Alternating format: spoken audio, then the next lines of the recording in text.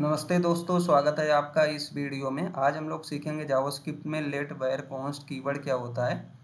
तो स्टार्ट करते हैं। जैसा कि आप यहाँ देख सकते हैं, हमने एक cs_3.js फाइल ऑलरेडी बनाया है। इसमें हमने कुछ नोट्स आपके लिए रखा है जो कि आप रिवाइज करेंगे तो यूजफुल रहेगा। साथ में हमने इस फाइल को क्या किया है कि अपने index.html में ऐड कर लिया। तो यहाँ पे हम गो लाइव पे क्लिक करेंगे। गो लाइव पे क्लिक करेंगे तो ये हमारा सर्वर स्टार्ट हो जाएगा। सर्वर स्टार्ट हो जाएगा जैसा कि आप यहाँ पे देख सकते हैं, हमारा ये सर्वर स्टार्ट हो गया। ये आपका बाय डिफ़ॉल्ट जो ब्राउज़र होता है उस पर स्टार्ट होता है। तो यहाँ पे हम स्टार्ट करते हैं। बेसिकली कीवर्ड इसलिए यूज़ करते हैं, जैसे हमारे पास कोई वेरिएबल है उसको डिक्लेयर करते समय हम लोग यूज करते हैं जावास्क्रिप्ट के केस में, ठीक है। तो यहाँ पे वैर कीवर्ड क्या होता है? वैर जो आपका ES5 में इंट्रोड्यूस हुआ था, रीडिक्लेयर इज अलाउड। इसका क्या मतलब है कि हम वैर कीवर्ड जब यूज करते हैं तो जो वेरिएबल का नेम होता है उसको हम रीडिक्लेयर कर सकते हैं। तो जैसे हमने वैर ए वैल्यू मतलब वेरिएबल लिया, इसमें हमने 20 असाइन किया वैल्यू को। सेम हम इसी वेरिएबल को ले सकते हैं और इसमें हम दूसरी वैल्यू को असाइन कर सकते हैं। तो इसको अगर हम कंसोल कराते हैं तो ये आपका वैलिड है। ये वैर के केस में आपको बता रहे हैं। तो जैसे हम इसको कंसोल कराते हैं और ए को हम यहाँ पे प्रिंट कराते हैं कंसोल में। तो इसको सेव करते हैं फाइल को और चलते हैं अपने ब्राउज़र पे। तो यहाँ पे आप देखोगे कि ये आपका 30 वैल्यू उठाएगा, क्योंकि आपका लेटेस्ट जो होता है उसको ओवरराइड करता है। तो यहाँ पे ए में जो है आपका 30 वैल्यू आ गया, ठीक है। तो यहाँ पे ये रीडिक्लेयर कर सकते हैं वैर के केस में।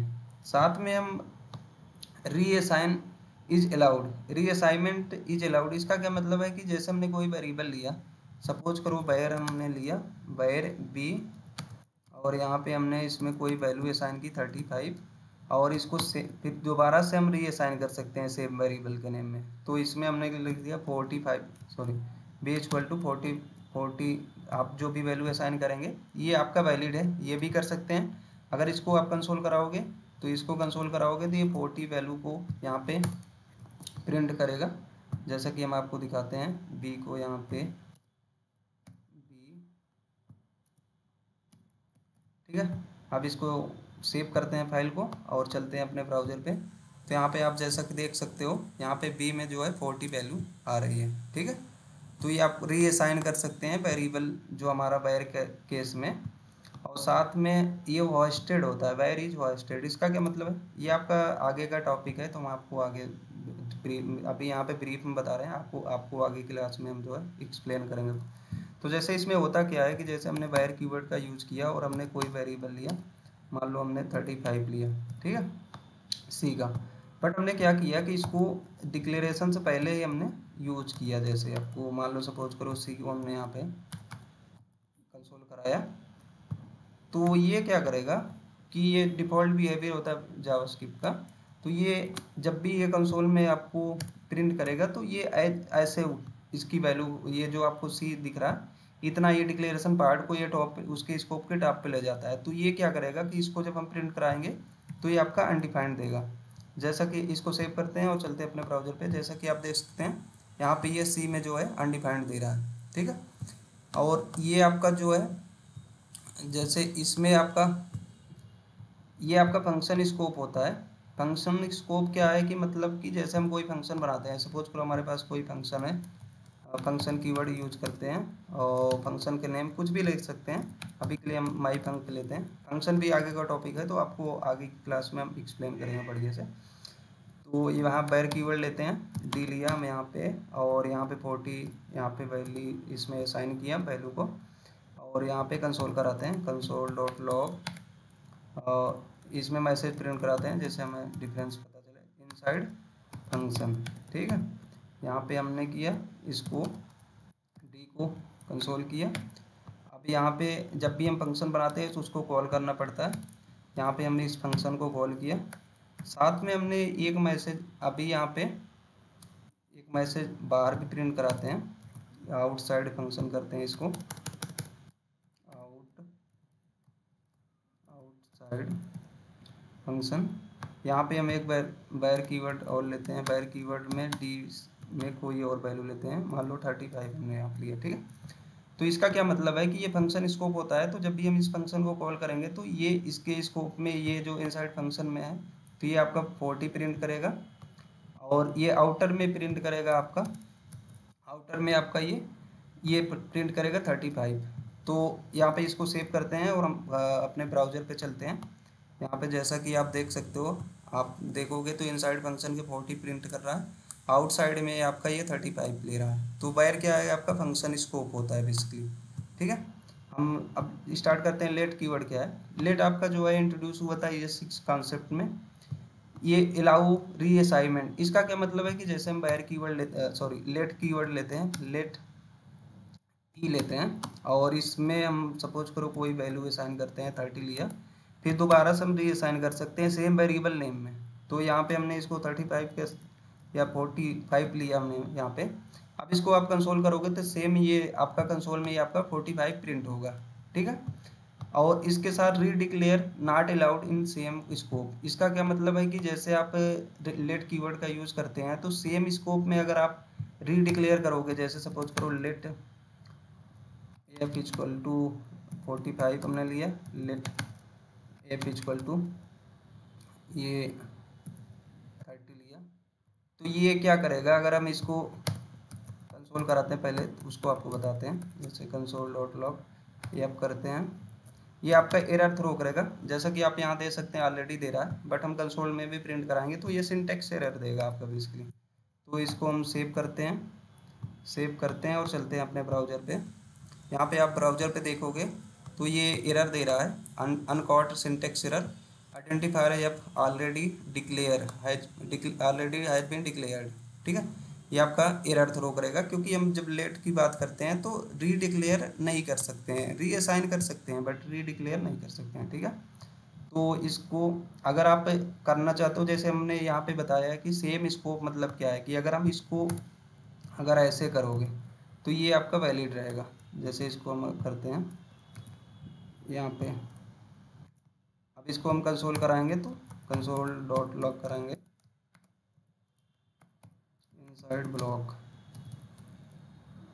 ठीक है, तो ये क्या करेगा, एप में जो हमारी यहाँ पे 30 है वो उसको प्रिंट करेगा। तो इसको अगर हम सेव करते हैं और चलते हैं अपने ब्राउज़र पे, यहाँ पे आप देखोगे इनसाइड ब्लॉक में 30 प्रिंट करा रहा है, और ये ऐप जो ऑलरेडी आपका जो आउटर में स्कोप में था वो 45 था, तो वो उसको प्रिंट करा रहा है। ठीक है, यहाँ तक समझ में आया। अब इसके साथ ये लेट क्या होता है, ब्लॉक स्कोप्ड होता है। ब्लॉक मतलब क्या है कि जब भी आप ब्लॉक की बात करते हो, 3 साइड कर्ली ब्रैकेट या आपका फंक्शन है, इफ एल्स है, लूप है, तो ये चीज़ें जो उसके अंदर जब कोई वेरिएबल हम डिक्लेयर करते हैं तो ब्लॉक स्कोप को रिप्रेजेंट करता है। जैसे हमने यहाँ पे कर्ली ब्रैकेट के अंदर इसको बनाया, तो इसी को हम लोग ब्लॉक स्कोप बोलते हैं बेसिकली। अब इसका क्या मतलब है कि जैसे अभी के लिए इसको अभी के लिए कमेंट करते हैं, हमने क्या किया कि एक वेरिएबल लिया, लेट जी इक्वल टू 30, हमने यहाँ पे 30 के स्थान पे 45 या कोई भी वैल्यू चेंज कर लेते हैं, हमने यहाँ पे जी को प्रिंट कराया। अब ये क्या होगा कि इसके इसके ब्लॉक में तो मैं इसको एक्सेस कर सकते हैं, बट अगर हम इसके आउटर में अगर एक्सेस करना चाहेंगे तो ये क्या करेगा कि एक्सेस नहीं होगा। अभी दिखाते हैं, इसको आउटर लिखते हैं, outer.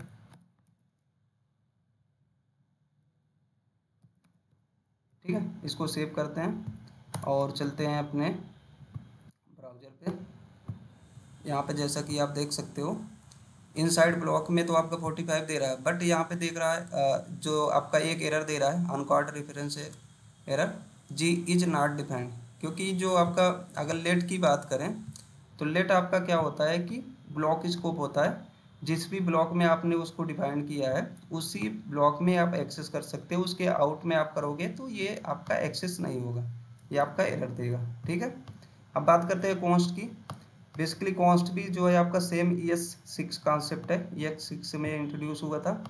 Must be initialize during declaration. इसका क्या मतलब है कि जैसे हमने कॉन्स्ट कीवर्ड लिया और यहाँ पे हमने इसको डिक्लेयर किया, ठीक है, तो अगर हम इसको ऐसे करेंगे तो ये एरर थ्रो करेगा। एरर दिखाते हैं एच आपको इसमें, ये जब भी हम डिक्लेयर करते हैं उसी समय इनिशियलाइज हो जाता है। तो अभी इसको अगर हम, ये ऑलरेडी आपको दिखा रहा है यहाँ पे एरर टाइप का, बट अगर आप इसको सेव करते हैं और कंसोल में देखते हो तो आपको कंसोल में भी एरर देगा, जैसा कि आप यहाँ देख सकते हो। अनकाट सिंटैक्स एरर दे रहा है, missing initialize is const declaration, ठीक है।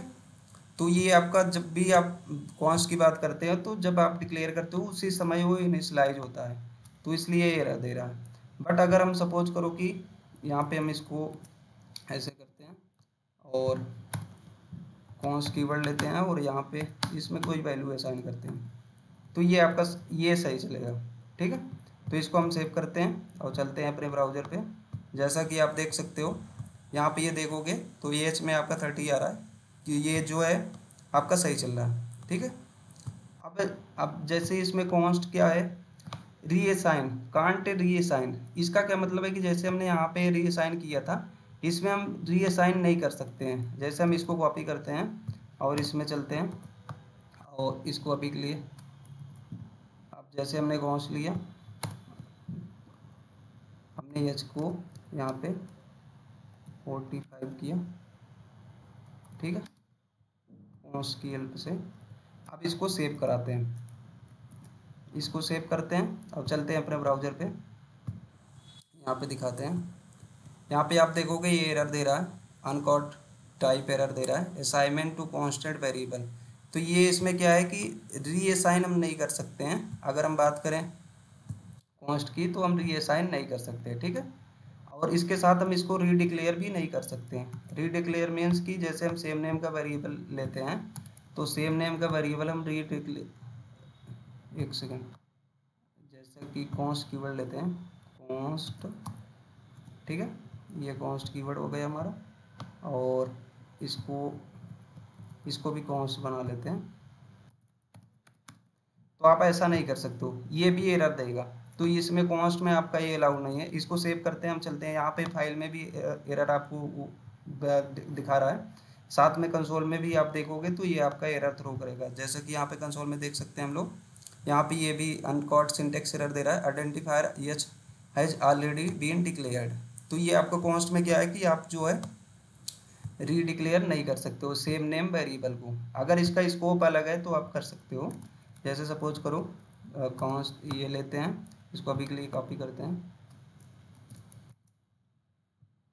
और इसको हम सेव करते हैं। तो यहाँ पे आप कर सकते हो, बट आप अगर सेम में करोगे तो ये नहीं कर सकते हो। साथ में ये ब्लॉक स्कोप होता है। ब्लॉक मतलब यही, जैसा कि हमने इसमें लेट में बताया था कि जिस ब्लॉक में हमने इसको वो किया है उसी ब्लॉक में एक्सेस कर पाएंगे। तो यहाँ पे जैसे हमने एच को यहाँ पे किया है तो कंसोल डॉट लॉग करते हैं, एच को प्रिंट कराते हैं और एच यहाँ पे डालते हैं इनसाइड, इनसाइड में से प्रिंट कराते हैं इनसाइड ब्लॉक, ठीक है। और अगर हम इसको आउटसाइड करते हैं तो इसको सेव करते हैं और चलते हैं अपने ब्राउज़र पे। तो यहाँ पे आप देखोगे कि ये आपका एरर दे रहा है, यहाँ पे एच इज नॉट डिफाइंड, मतलब ये आउटसाइड में एक्सेस नहीं कर पाएगा, ठीक है। अगर हम बात करें कॉन्स्ट की तो ये आपका हो गया कॉन्स्ट कीवर्ड। और इसमें क्या है कि क्या आपका जो लेट और कॉन्स्ट है वाइस्टेड होता है, ये वाइस्टेड तो होता है लेकिन इसमें क्या होता है कि ये बैर की तरह नहीं होता है। इसमें एक टेम्परेरल डेड जोन होता है। इसका क्या मतलब है कि जब भी कोई वेरिएबल डिक्लेयर होता है कॉन्स्ट या लेट की हेल्प से, they are hoisted to the top of their scope but can't to access before declaration. तो ये होता है। तो ये आपको आगे का टॉपिक है तो उसमें हम आपको और एक्सप्लेन करेंगे। साथ में इसमें क्या है कि आपको कहाँ पे यूज करना है, यूज केसेस वो भी आपको यहाँ पे, जैसा कि यूज़ कॉन्स्ट बाय डिफ़ॉल्ट, आपको हमेशा जब भी आप प्रोग्रामिंग जावास्क्रिप्ट की बात करें तो आप ट्राई करना कि कॉन्स्ट कीवर्ड का ही मैक्सिमम यूज़ करो। अगर आप लेट कीवर्ड का यूज़ करना चाहते हो, जैसे आपकी कोई वैल्यू चेंज है, नीड है कि हमको आगे चेंज करनी पड़ेगी, तो आप लेट का यूज़ करोगे, लेट कीवर्ड का। अदरवाइज आप अवॉइड करोगे बैड कीवर्ड को यूज़ करने के लिए, क्योंकि आपका ये आउटडेटेड हो गया है। तो आप जो है कॉन्स्ट और लेट ही जो है आपको यूज़ करना है, ठीक है। तो आज की क्लास में हमने सीखा बायर लेट कॉन्स्ट कीवर्ड क्या होता है जावास्क्रिप्ट में। आपको कैसी लगी ये क्लास? नेक्स्ट क्लास में मिलते हैं। आपका धन्यवाद।